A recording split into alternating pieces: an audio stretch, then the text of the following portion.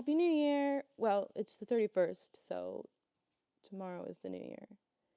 Oh, I'm supposed to say swampy salutations.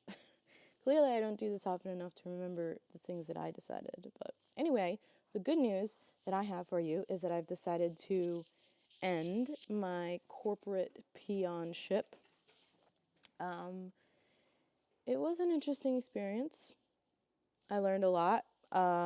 It gave me some ideas for future manuscripts. I've actually solved a problem with a manuscript that I've been ignoring for like 3 years, just by being in a corporate environment. So that's good. I think it's just not the right environment for me, and I think that that's a fair thing to decide. I feel lucky that I'm in a position where I don't have to be in that environment. I know a lot of people are like, oh yeah, cushy corporate jobs are great, but that's not necessarily true. If I work again, I probably would pick a part-time type of deal. I might do freelancing again. We'll see. I might, work retail. Who knows? Maybe I'll try something new. At very least, I learned a lot. I learned a lot about myself. I learned a lot about what I want and what I don't want. I learned a good bit about marketing, mostly because I had a lot of free time. And I took some classes and I watched some videos, and I did a lot of thinking. And yeah, new year, new me. I know a lot of people hate that phrase, but you know what? You can say it whenever you want. New day, new me, new hour, new me. Every 7 years, you replace all your skin cells or all the cells in your body. I can't remember which, so you're always evolving and changing. And if it helps you to think of yourself as new, then you think of yourself as new. If it helps you to think of yourself as the same, then think of yourself as the same. Look at me, just spouting nonsense. All right, so what does this mean for me moving forward? All right, good question. Let me attempt to tell you. So, the first thing I'm going to do is we have a lot of animals, and what we want to do is rescue specifically, and we want to be a place where animals can come and just like exist. They're not here to work. They're literally, here to live the rest of their lives, however long they might be. So these types of places are called sanctuaries typically. And so after some thinking and some talking and some going back and forth, we've decided to file for a 501c3, to classify our activities with the animals as a nonprofit. This is going to be super helpful for us in a variety of ways. First of all, it's going to allow us to raise money, and anybody who donates to help us cover medical expenses and those types of things, it'll be tax deductible in the US. I don't know how it works in other countries. It'll also be tax deductible for us when we cover these types of things and donate, to our own sanctuary nonprofit. That'll be super helpful. It'll also be helpful in the context of like working with other nonprofits. So most of our animals came from a rescue of some kind, whether it was Appalachian Great Pyrenees Rescue or the Animal Rescue League of New Hampshire Animal Rescue League. I always get that backwards. I don't know which one it is. Or the SPCA or wherever. We got one animal from Animal Control. So we work with all of these other organizations, and we will have a lot of advantages. We'll be able to get discounted services, like in terms of medical, whatnot. The other rescues can transfer animals just into our care because we will be a nonprofit. And so if there's an animal that comes to them and they're like, oh, Ariel's sanctuary is the best place for this, they'll call me and they'll say, hey, can you make room for another goat or 2 random chickens or whatever. We don't have to pay, because like normally if I go to the SPCA and adopt an animal, it costs us money. So like the goats cost us like, I think they were like $50 each or something. And, the chickens are 25 and cats and dogs are like 300. And that is to help them cover the costs of vaccinations and all of that stuff, they wouldn't cover those expenses, but and we would if they transfer the animals into our care. But it just makes it a lot easier to kind of move animals around and stay legitimate and above board. So that is one way that I'm going to be spending my time moving forward. I already have a business plan drafted because, you know me, I can't help myself. So that's going to be one thing. I also have a pretty sizable backlog of books. I had a bunch before I started working in my corporate job that were in the queue, and I kept writing while I was in my corporate job. My production was not nearly as high as before, but that means that this year it's going to be primarily editing and publishing. So if you're one of my patrons, you are going to get your money's worth this year. That's all I can say. So if you're not a patron, you can just sign up for $1 a month, and guess what? You'll get every single book I publish for free as an ebook as part of that. So you can also sign up for more if you want to help me. And then the third thing I'm going to be doing this year, hopefully, if everything goes according to plan, won't be till later this year.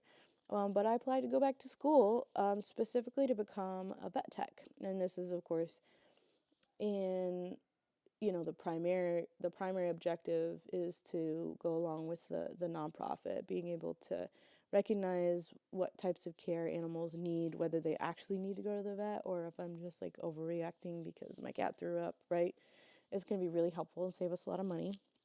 And it's also going to make it easier because I'll get some more experience and practice.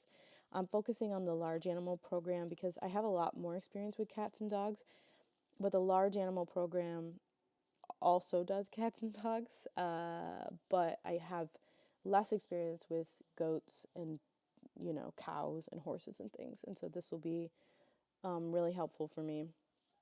And then because I am a nerd and I'm coming into this with a bachelor's degree and a bunch of, master's level education, I get to skip all of like the gen ed credits and all of that kind of thing. So I'm thinking about filling up some of the time with classes from the small pets program so that I can, extend my knowledge as much as possible.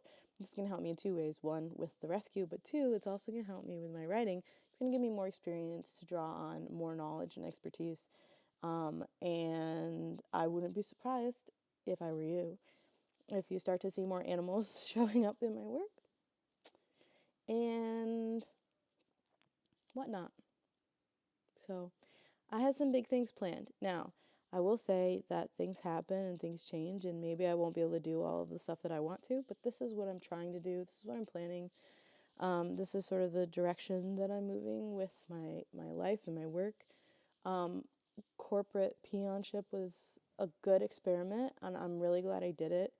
But I also think that I'm mature enough now and wise enough to be able to say, look, like, I tried this. It was a good experiment, but I think I'm better suited as a human being to not be in that particular environment. And there are lots of people who are looking for roles like that. So they'll find someone to replace me. I have no doubt. They won't find someone just like me because I am a unique specimen, so to speak. But they will find someone who is capable and competent of doing the job. And less likely to just walk out after 9 months because they can. Anyway, that's kind of my story right now. As you can see, that's Blueberry right there. I have Dandelion up here too. She's right there. Hank is downstairs whining because he's Hank dog, and he whines. Potato was here with me a minute ago. I don't know where he went. Kitty. I think since I did the last video, you saw the kittens. Yeah, you saw the kittens. So we've actually, in the last couple months, lost a cat. Tornado was our barn cat, and she had liver failure. It was really sad and very sudden. She was only about 3 to 4 years old. We also lost Gretel, one of our goats. She was older. She was like 9, 10-ish. And she had a mammary abscess that we didn't know about because we don't know things about goats. And we took her because we thought she had goat bloat. She had gone like kind of bloaty. But the abscess got infected, and so she just basically went septic. She got sepsis. And so that was really sad as well. Hi, this is Potato. He's an old boy. And that's one of the parts of owning animals, is that eventually you lose them. So we're sad about them, but we have 2 new kittens. Oh, and then the other thing that happened is one of our other barn cats, Bergie, got hit by a car, and he survived, but we had to have his leg amputated. So we call him the tripod, affectionately. He's still technically in recovery. He had the amputation at the end of November, like right before Thanksgiving. And so it's been about 1 month since the accident. His wound is healing really nicely. His fur is growing back from where they shaved it off. He's hopping around, limping around. He started to play with the kittens a little because we have them all isolated together at the moment until the kittens just got their booster vax, so they could probably start interacting with the rest of the house soon. But they're not fixed yet. They're getting fixed in March. So lots of things going on. It's a good time. Anyway, that's a brief update on what's going on. I'm gonna continue doing these videos. There'll be lots more updates. I'm just gonna talk about whatever I'm thinking about. So, Swamp Hag signing off. Oh, I like that. That might have to be it. Maybe that's it. That's my ending. Ooh, Swamp Hag. Swampy salutations at the beginning and Swamp Hag signing off. Anyway. Yeah. Swamp Hag signing off.